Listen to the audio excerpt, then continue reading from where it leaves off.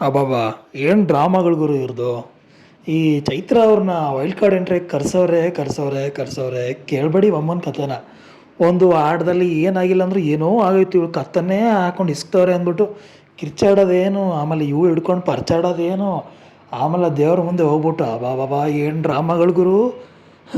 ದೇವ್ರ ಮುಂದೆ ಹೋಗಿ ಅಳೋದಂತೆ, ಆಮೇಲೆ ಸೋಫಾ ಮೇಲೆ ಕೂತ್ಕೊಂಡು ಅಳೋದಂತೆ. ಗಿಲ್ಲಿ ಜಸ್ಟ್ ಬ್ರೋ, ಯಾಕೆ ಅಳ್ತಿದೀಯಾ ಅಂತ ಕೇಳೋದಕ್ಕೇನೆ ಶುರು ಹಚ್ಕೊಂಬಿಟ್ಲು ಅಕ್ಕ. ನಾನಿಲ್ಲಿ ವೀಕಲ್ಲ, ಹಂಗಲ್ಲ ಹಿಂಗೆಲ್ಲ ಅಂದ್ಬಿಟ್ಟು ಇದನ್ನೇ ಗಿಲ್ಲಿ ಬೇರೆಯವ್ರ ಮುಂದೆ ಕೂತ್ಕೊಂಡು ಬೇರೆ ಹೇಳ್ತಾ ಇದ್ದ. ಸುಮ್ಮನೆ ಆ ಅಕ್ಕಂಗೆ ಏನಾಯ್ತಕ್ಕ ಅಂತ ಕೇಳಿದೆ. ಆ ಬಾಬಾ ಎಲ್ಲೆಲ್ಲ ಮಾತಾಡ್ಬಿಟ್ಲು. ಆಮೇಲೆ ಅದು ನೋಡಬೇಕು, ದೇವ್ರ ಮುಂದೆ ಅಳೋದು ಪಕ್ಕದಲ್ಲಿ ನಾನು ನೋಡ್ತಾರ ಇಲ್ಲ ಅಂದ್ಬಿಟ್ಟು ಕದ್ದು ನೋಡೋದು ಅಳೋವಾಗ. ಅಲ್ಲೇ ಗೊತ್ತೈತಿ ಅಮ್ಮ ಡ್ರಾಮಾ ಮಾಡ್ತಾಳೆ ಅಂತ. ಆಮೇಲೆ ಏನೋ ಸ್ಕೆಚ್ ಆಗ್ತಾಳೆ ದೇವ್ರ ಮುಂದೆ, ನೋಡೋಣ ಏನಾಗುತ್ತೆ ಅಂತ. ಇನ್ನು ಇದಿಷ್ಟು ಸಾಕಾಗ್ತಿಲ್ಲ ಅಂದ್ಕೊಂಡು ಬಿಗ್ ಬಾಸ್ ಅವರು ಆ ಧ್ರುವಂತ್ ಮತ್ತು ರಕ್ಷಿತಾರ ಒಂದು ರೂಮಲ್ಲಿ ಹಾಕವ್ರೆ.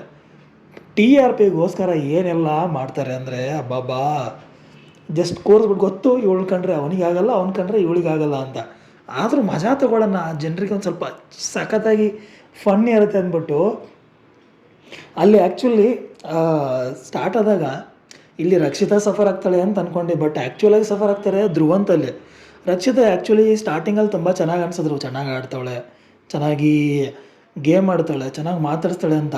ಬಟ್ ಯಾವಾಗ ಅವಳಿಗೆ ಇದೊಂದು ಕಾನ್ಫಿಡೆನ್ಸ್ ಬಂತು ನನ್ನ ಜನ ಸೇವ್ ಮಾಡ್ತಾರೆ ಅಂತ, ಅಲ್ಲಿ ಅವಳು ಎಡುತ್ತಾ ಇದ್ದಾಳೆ ಅಂತ ಅನ್ನಿಸ್ತದೆ.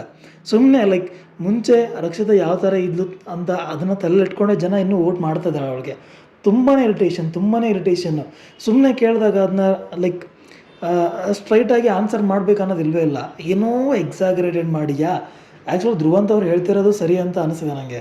ಧ್ರುವಂತ್ ಅವರ ವ್ಯಕ್ತಿತ್ವ ಸರಿ ಅಂತ ಹೇಳ್ತಿಲ್ಲ, ಅವರು ಧ್ರುವಂತ್ ಅವರು ರಕ್ಷಿತಾ ಅವ್ರ ಬಗ್ಗೆ ಏನು ಹೇಳಿದ್ರು ಅದು ನಂಗೆ ಇವಾಗ ನಿಜ ಅಂತ ಅನಿಸ್ತದೆ. ಅವಳು ನಿಜ, ಅವಳಿಗೆ ಕ್ಯಾಮ್ರಾ ಮುಂದೆ ಕಾಣಿಸ್ಕೊಳ್ಬೇಕಂತ ಇದೆ. ಅದರಲ್ಲಿ ಎಷ್ಟು ಒಳ್ಳೆತನ ಎಷ್ಟು ಫೇಕ್ ಅನ್ನೋದು ಗೊತ್ತಿಲ್ಲ. ಬಟ್ ತುಂಬಾ ಇರಿಟೇಷನ್ ಅನ್ನೋದು, ಏನೋ ಒಂದು ಕೇಳಿದಾಗ ಸುಮ್ಮನೆ ಸ್ಟ್ರೈಟಾಗಿ ಒಂದು ವರ್ಡಲ್ಲಿ ಆನ್ಸರ್ ಮಾಡಿದ್ರೆ ಆಗುತ್ತೆ. ಇಲ್ಲ, ಅದು ಹಿಂಗೆ ಇದು ಹಿಂಗೆ ಅಬ್ಬಾ ಕೇಳಬೇಡಿ. ಏನೋ ಒಂದು ರೀತಿಯಲ್ಲಿ ಫನ್ ಎಂಟರ್ಟೈನ್ಮೆಂಟ್ ಆಗ್ತಾಯಿದೆ ಬಿಗ್ ಬಾಸಲ್ಲಿ. ಅಲ್ಲಿ ಮನೆಯಲ್ಲಿ ಎಲ್ಲರೂ ಸೇರಿ ಕೊಡದೇ ಇರೋ ಎಂಟರ್ಟೈನ್ಮೆಂಟ್ ಇವರಿಬ್ಬರೇ ಸೇರಿ ರೂಮಲ್ಲಿ ಕೊಡ್ತಾರೆ. ಇನ್ನು ಚೈತ್ರ ಅಕ್ಕನ ಕಥೆಗಳು ಮಾತ್ರ ಕೇಳಬೇಡಿ.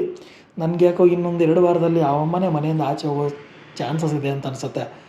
ಯಾರು ಈ ಅಶ್ವಿನಿ ಅವ್ರು ಕೆಟ್ಟವಳು ಅಂದ್ಕೊಂಡು ಬಂದ್ಬಿಟ್ಟು ಇವಾಗ ಯಾರೂ ಮಾತಾಡ್ತಿಲ್ಲ ಅಂದ್ಬಿಟ್ಟು ಆ ಅಶ್ವಿನಿ ಅವ್ರ ಜೊತೆನೇ ಕೂತ್ಕೊಂಡು ಮಾತಾಡ್ತಾಳೆ. 7 ವಾರ ಕಳಪೆ ಹೆಂಗೆ ಕೊಡೋಕ್ಕೆ ಸಾಧ್ಯ, 7 ವಾರ ಕಳಪೆ ಕೊಡೋಕ್ಕೆ ಹಿಂಗೆ ಸಾಧ್ಯ. ಸ್ಟಾರ್ಟಿಂಗಲ್ಲಿ ಬಂದಾಗ ಅಮ್ಮನ ಹೇಳಿದ್ದು ಲಾಸ್ಟ್ ಸೀಸನಲ್ಲಿ ನನಗಿಂತ ಜಾಸ್ತಿ ಕಳಪೆ ಯಾರೂ ತೊಗೊಂಡಿಲ್ಲ ಅಂತ. ಸೊ ಅದರ ಅರ್ಥ ಏನು, 7 ಸರಿ ಕಳಪೆ ಅಂದರೆ ನೀನೇ ಜಾಸ್ತಿ ಕಳಪೆ ಅಂತ ಹೇಳಿರೋದು. ಇವಾಗ ಅದನ್ನೇ ಸೀರಿಯಸ್ ಆಗಿ ಮಾಡ್ರೆ ಬಂದಾಗ ಒಪ್ಕೊಳ್ಳೋಕೆ ರೆಡಿ ಇಲ್ಲ. ಅದರಲ್ಲೂ ಆ ದೇವ್ರ ಮುಂದೆ ಸೋಫಾ ಮುಂದೆ ಕೂತ್ಕೊಂಡು ಅಳೋದು ನಿಜ. ನನಗೆ ಫಸ್ಟ್ ಟೈಮ್ ಒಬ್ಬರು ಅಳೋದ್ರೆ ನೋಡಿ ನಗು ಬರ್ತಾಯಿತ್ತು. ಎಲ್ಲಿ ನನಗೆ ನಾನೇ ಸಾಡಿಸ್ಟ್ ಅಂತ ಡೌಟ್ ಬಂದುಬಿಟ್ಟಿತ್ತು. ಸದ್ಯ ನೋಡಿದೆ ರೀಲು ಇನ್ಸ್ಟಾಗ್ರಾಮಲ್ಲೆಲ್ಲ ಎಲ್ಲರೂ ಅವಳು ಅಳುವನ್ನ ನೋಡಿಕೊಂಡು ಟ್ರೋಲೇ ಮಾಡ್ತಿರೋ ಹೊರತು ಯಾರು ಪಾಪ ಅಂತ ಹೇಳ್ತಿಲ್ಲ. ಸೊ ಅದರರ್ಥ ನಾನು ನಾರ್ಮಲು, ಅವಳ ನೋಡಿ ನಕ್ಕಿದ್ರೆ ನೀವು ನಾರ್ಮಲು. ಸೊ ಸದ್ಯಕ್ಕೆ ಇಷ್ಟು. ಇನ್ನೂ ಏನಾದರೂ ಬಿಗ್ ಬಾಸ್ ಕಡೆಯಿಂದ ಅಪ್ಡೇಟ್ಸ್ ಸಿಕ್ಕರೆ ಮತ್ತೊಂದು ವಿಡಿಯೋ ಮಾಡ್ತೇನೆ. ಅಲ್ಲಿವರೆಗೂ ಟೇಕ್ ಕೇರ್, ಬಾಯ್.